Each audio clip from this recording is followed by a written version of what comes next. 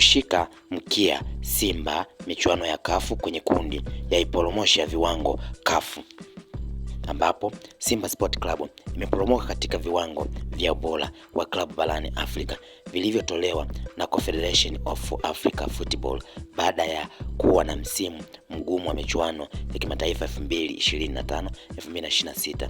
Kwa mjibu wa viwango hivyo vipya vilivyotolewa baada ya kukamilika kwa nusu fainali za michuano ya CAF, Simba ilishika nafasi ya 11 ikiwa na pointi zake 38, ikishuka kutoka nafasi ya 5 iliyoshika mwaka 2025.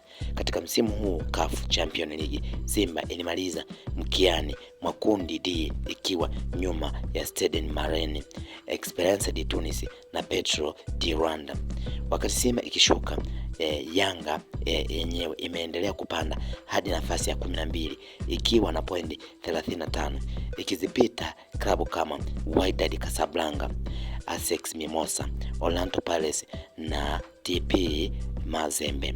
Kwa upande wa Tanzania, Azam FC imepanda hadi nafasi ya 38 sambamba na Singida Black Stars baada ya kufanya vizuri katika CAF Confederation Cup msimu huu. Katika nafasi za juu, Mamelodi Sundowns wanaongoza viwango hivyo huku wakitinga fainali ya CAF Champions League dhidi ya AS FAR Rabat.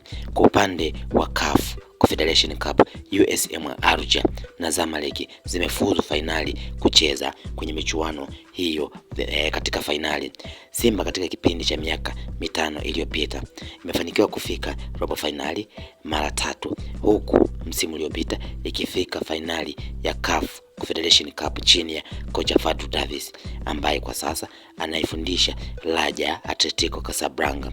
Kwa upande wa Yanga, iliwahi kufika fainali ya CAF Confederation Cup msimu wa 2022-2023 chini ya kocha Nasser Nabi, lakini ikapoteza dhidi ya USM Alger, na hapo ndipo ambapo klabu ya Simba iliweza kunyemelewa na klabu ya Yanga kutokana na yenyewe kuweza kuporomoka kwa msimu wa 2025-2026 baada ya kwenye kundi la D kuweza kushika mkia, huku timu nyingine zikiwa zinasonga mbele na kuongeza pointi.